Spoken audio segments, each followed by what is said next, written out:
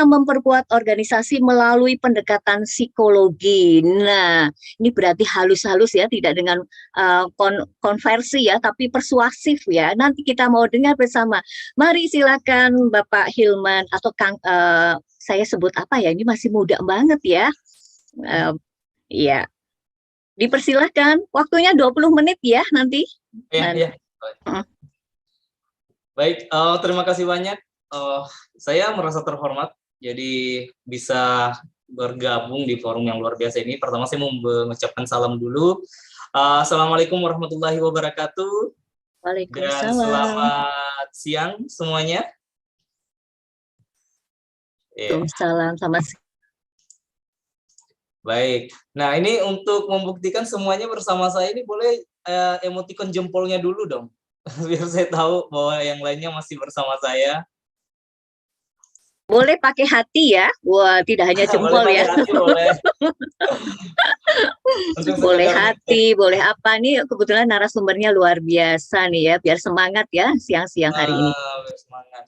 Iya, tadi juga nggak kalah serunya ya, saya belajar banyak dari Mbak Yeni tadi, Mbak Yeni Sucipto ya, materinya mengenai banyak hal yang terus terang. Kalau tadi itu berbicara organisasi di level pemerintahan, di level yang lebih lebih luas ya, koneksi antara organisasi, tentu saja itu bukan bidang saya, Mbak Yeni lebih tahu di situ. Nah, ini saya mau bawa perspektif yang berbeda. Jadi mudah-mudahan tidak kalah serunya.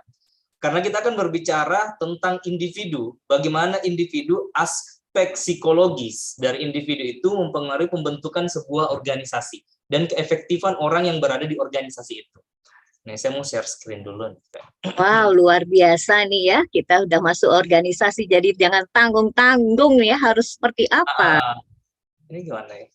Bisa kelihatan nggak? Oke, share screen saya bisa kelihatan? Kelihatan? Oke. Nah, waktunya enggak banyak. Mudah-mudahan ada hal yang bisa saya share di sini untuk perkumpulan Teacherpreneur Indonesia Cerdas. Ini luar biasa karena yang di dalamnya tadi saya dengar bukan hanya, walaupun kata teacher ya, tapi bukan hanya para guru yang ada di situ, tapi semua orang yang ingin berkontribusi dalam pendidikan di Indonesia. Trainer, coach mungkin, atau misalnya pendidik, atau misalnya konsultan, mungkin bisa ikut bergabung di sana karena yang dilihat mungkin yang saya rasa berdasarkan penjelasan-penjelasan tadi yang saya dengar adalah bagaimana kita ini memiliki perkumpulan yang ikut berkontribusi dalam pembangunan sumber daya manusia di Indonesia. Nah, ini hebat sekali menurut saya. Nah, waktu dihubungi oleh Mas Bagus itu saya diminta untuk berbicara tentang penerapan ilmu psikologi. Jadi bagaimana penerapan ilmu psikologi untuk organisasi yang efektif. Itu bahasa yang seringkali digunakan ketika orang berkata, bagaimana sih peran ilmu psikologi dalam organisasi? Nah, itu yang biasanya. Nah, tapi kalau dalam ilmu psikologi sendiri, itu ada bidang ilmunya. Bidang ilmunya itu disebut dengan bidang psikologi industri dan organisasi. Nah, jadi begitu banyak ya, kalau kita berbicara psikologi itu kan banyak nih, banyak yang orang biasanya paham itu psikologi untuk orang, bagaimana cara memahami orang dengan gangguan-gangguan jiwa ya, orang yang mengalami disorder kayak gitu. Nah, tapi ada bagian dari psikologi, nah ini bidang ilmu saya nih, ada bagian ilmu dari psikologi yang khusus mengenai organisasi. Nah, namanya ini psikologi industri dan organisasi. Kalau di Amerika itu, dia masuk di divisi 14, namanya Industrial and Organizational Psychology. Nah, ini pendidikan saya, dan khusus untuk bidang ilmu ini, bidang ilmu psikologi industri dan organisasi. Saya selesainya S1 Psikologi di Makassar, kemudian saya melanjutkan S2 Manajemen SDM, kemudian S2 lagi, yang kedua itu di Amerika, di Montclair State University, ini di New Jersey. Bidangnya Industrial and Organizational Psychology. Kemudian saya sekarang sementara S3, ya, lagi jadi masih sementara S3, jadi belum resmi jadi PhD, baru kandidat PhD dengan bidang ilmu Organizational Psychology. Jadi masih bidang ilmu yang sama, berbicara tentang bagaimana penerapan ilmu psikologi untuk organisasi yang efektif. Sebentar saya akan berbicara beberapa hal yang sangat penting dan saya rasa ini akan bermanfaat jika bisa kita terapkan di baik itu di Teacherpreneur ataupun di organisasi-organisasi lain, di sekolah bisa, di bisnis bisa, di perusahaan bisa. Nah, aktivitas saya banyak di konsultan pengembangan SDM, peneliti internasional bidang psikologi, dan juga saya sementara ini dosen bidang psikologi industri dan organisasi di Fakultas Kedokteran Psikologi Unhas, ya. Jadi prodi psikologi Fakultas Kedokteran Universitas Hasanuddin. Nah, ini beberapa beasiswa ketika saya belajar bidang ini, psikologi industri dan organisasi. Mungkin ada yang familiar dengan logonya. Kita tidak banyak ulas tentang ini karena kita tidak bicara tentang beasiswa, ya. Nah, yang mau saya sampaikan di sini 3 saja, karena ini bidang yang sangat luas, sangat banyak hal yang kita sebenarnya sering dengar, tapi kita tidak tahu bahwa itu sebenarnya berada di bidang ilmu ini. Contohnya tadi yang sempat disebutkan tentang komitmen, ya. Ada yang berbicara tentang, sempat kita dengar mungkin tentang kepemimpinan, ada berbicara tentang tim, itu semuanya bagian kajian, ya, dari ilmu psikologi industri dan organisasi.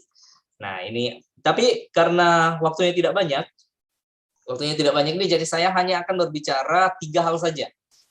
Atribut psikologi yang populer dikaji, ya, dan bagaimana nanti kita kalau di organisasi itu seperti apa. Kemudian dinamika dalam tim, yang kedua, ya, dinamika dalam tim. Terus yang ketiga nanti tentang leadership. Saya singgung sedikit saja. Karena untuk berbicara satu bagian saja ini tuh mungkin butuh waktu yang sangat banyak, ya. Tapi saya harap melalui pertemuan ini, yang singkat ini, itu memberikan kita gambaran bahwa setidaknya, saya kenal bahwa ada yang disebut dengan psikologi, ya, bidang ilmu psikologi industri dan organisasi, untuk membantu bagaimana organisasi berjalan dengan efektif.